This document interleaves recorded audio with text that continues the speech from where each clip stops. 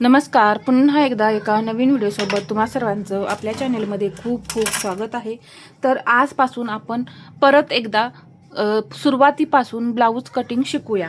तर सर्वात पहिल्यांदा आपण कटोरी ब्लाऊज घेऊया, परत फोर टक्स किंवा प्रिन्सेस ब्लाऊज घेऊया. तर साईजनुसार मी तुम्हाला वेगवेगळे ब्लाऊज जे आहे ते पूर्णपणे दाखवत जाईन. तर व्हिडिओ तुम्ही कुठेही स्किप करू नका, शेवटपर्यंत पाहायचं आहे. तर इथं आज आपण 28 साईज पाहूया ब्लाऊजचं. लहान साईज आहे तर लहान साईजपासून सुरुवात करू आपण कशा पद्धतीने कटिंग करायचं आहे ते. इथं उंची घेणार आहे मी 12.5 इंच आणि त्यामध्ये 1 इंच प्लस करायचं. किती झाले मग? 13.5 इंच. अजून एकदा मी असंच 13.5 इंचावरती मार्किंग करून घेते. पहा इथे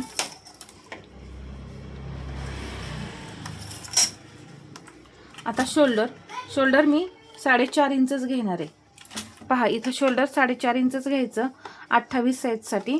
4.5 इंच घेतल्यानंतर मुंडा घ्यायचा आहे फक्त 5 इंच.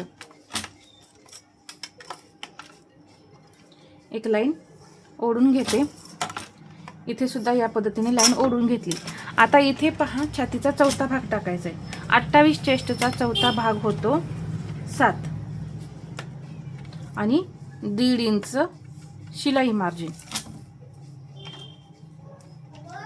इथे मी कंबर घेणार आहे 22 इंच. त्याचा चौथा भाग होतो 5.5. त्यामध्ये आपण 1 इंच टक्ससाठी घेणार आहे. 6.5 इंच झाले आणि यामध्ये 1.5 इंच मार्जिन.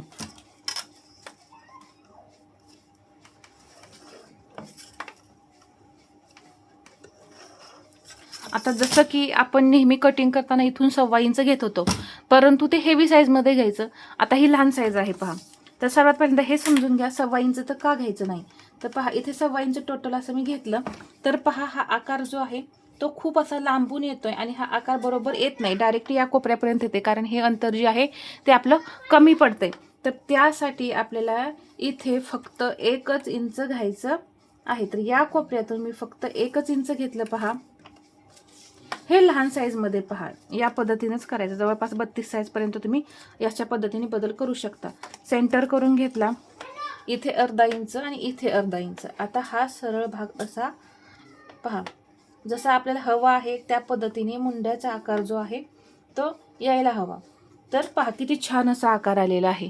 या पद्धतीने तुम्ही लहान साईजमध्ये बदल करायचा आहे. तर मी किती घेतलेला आहे? 1 इंच घेतलेला आहे पहा लहान साईजसाठी. फ्रंटला सुद्धा आकार देऊन घेऊ. एक 1/2 इंचावरती पॉईंट देऊन घेऊया. फक्त 1/2 इंच घ्यायचा, त्याच्यापेक्षा जास्त नाही घ्यायचं.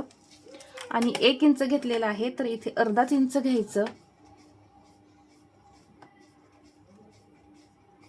आणि या पद्धतीने हे आकार देऊन घ्यायचे. खूप छान असे आपले आकार तयार होतात. आता इथे शोल्डर पट्टी तुम्हाला किती हवी आहे? 2 इंचाची हवी असेल तर इथे 2.25 इंचावर तुम्ही मार्किंग करून घ्या. इथे राहील 2.25 इंच गळ्याची रुंदी. पुढचा गळा आता लहान साईज आहे म्हणून 5.5 इंच घेऊ. त्यामध्ये 1/2 इंच मी प्लस केलं आणि इथून घ्यायचं 2.5 इंच.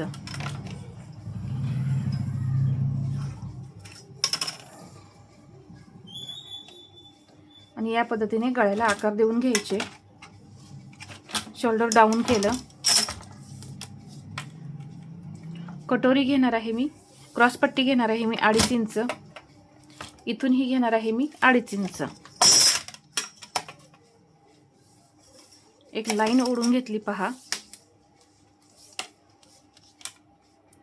1/2 इंच क्रॉसपट्टीला आकार देण्यासाठी घेतलं. इथे घ्यायची कटोरी 4.5. असं 4.5 इंचावरती मार्किंग करून घेऊन एक सरळ लाईन ओढून घ्यायची. 1 इंच घेतलेला आहे गळ्याजवळ.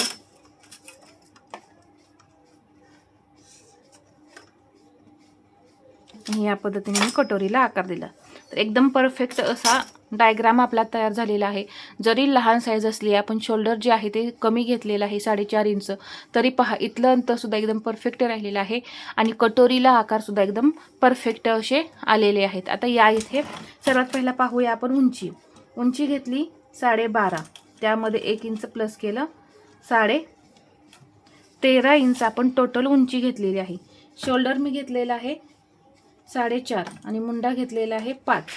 इथून चेस्टचं मार्किंग छातीचा चौथा भाग, 28चा चौथा भाग होतो 7 आणि इथे हे 1.5 इंच मार्जिन.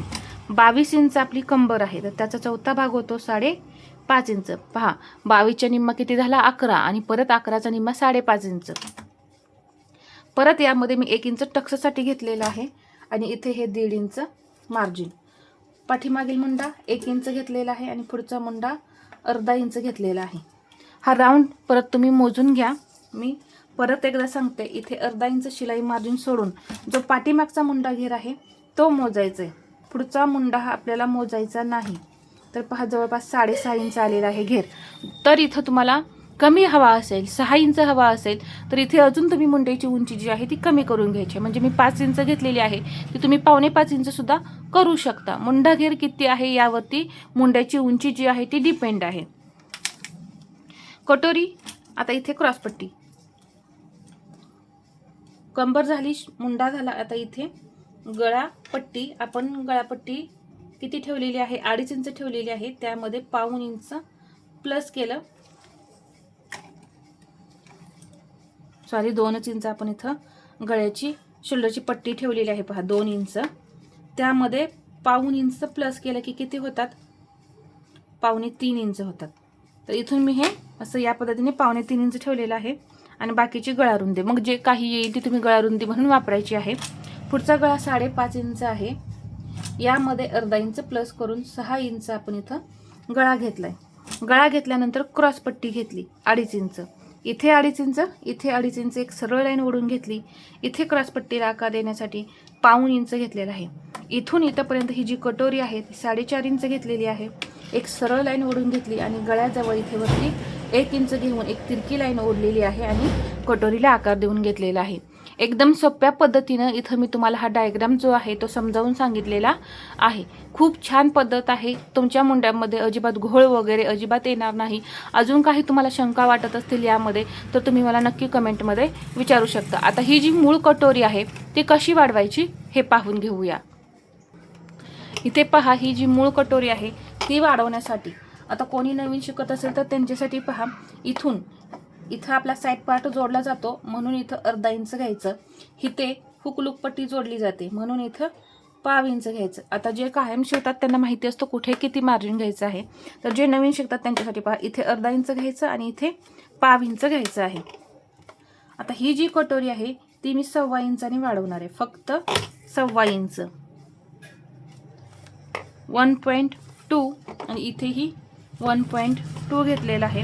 आणि इथून जी काही कटोरी येते त्याचा असा मी सेंटर करून घेतला आणि इथे सुद्धा तेवढीच वाढवणार आहे 1.2. हे जोडून घ्यायचं. इथे सुद्धा अगदी हलक्या हाताने अशी ही कटोरी वाढवायची. पहा एकदम छान असे आकार येतात. जास्त पसरून वगैरे आकार देऊ नका, असे जसे मी दिलेले आहेत त्याच पद्धतीने देऊन घ्या. इथे हे जोडून घेतल्यानंतर 1.5 इंच टक्स 1.5 इंच का घेतला, इथे 1.25 इंच आपण वाढवलेला आहे. किती वाढवलेला आहे कटोरी 1.25 इंच, त्यामध्ये परत आपण 1.5 इंच प्लस केलं, किती होणार 1.5 इंच होणार. म्हणून इथं 1.5 इंच टक्स घ्यायचा. तर हा 1.5 इंच जो आपण टक्स घेतलेला आहे तो बरोबर आहे की नाही हे कसं चेक करायचं. 4.5 इंच आपली मूळ कटोरी आहे. हे मूळ कटोरी आपण किती घेतलेली आहे 4.5, तर त्याचा निम्मा किती होतो पहा 2.25 इंचच होतो. तर इथे हे 2.25 आलं. हे शिलाई मार्जिन आपल्याला जेवढं हवं आहे तेवढं शिल्लक राहिलं. इथून सुद्धा 2.25 इंच बरोबर शिलाई मार्जिन शिल्लक राहिलेलं आहे. म्हणजे आपण जे टक्सचं मार्किंग घेतलेलं आहे ते बरोबर घेतलेलं आहे, अजिबात कमी जास्त नाही. आता इथे टक्सची उंची 2.5 इंच घ्यायची, जास्त घ्यायची नाही. तर या पद्धतीने इथे मी तुम्हाला टक्स कसा काढायचा याची मेथड सुद्धा तुम्हाला समजावून सांगितलेली आहे. आणि लहान साईज असताना किती इंचाने वाढवायची, आकार कसे द्यायचे हे सुद्धा मी परफेक्ट असं समजावून सांगितलेलं आहे. तर हा व्हिडिओ तुम्हाला कसा वाटला हे मला कमेंटमध्ये सांगा. आणि व्हिडिओ आवडला असेल तर लाईक करा, शेअर करा आणि असेच नवनवीन व्हिडिओ पाहण्यासाठी आपल्या चॅनलला सबस्क्राईब करायला विसरू नका. आणि या आता जी 28 साईज झालेली आहे या साईजची जर बाही कटिंग पाहिजे असेल तर मला कमेंटमध्ये सांगा, मी बाही कटिंग दाखवेन. नाही तर बाही कटिंगचे भरपूर व्हिडिओ आपल्या चॅनेलवरती आहेत, तिथे जाऊन तुम्ही पाहून सुद्धा 28 साईजची बाही कटिंग करू शकता. धन्यवाद.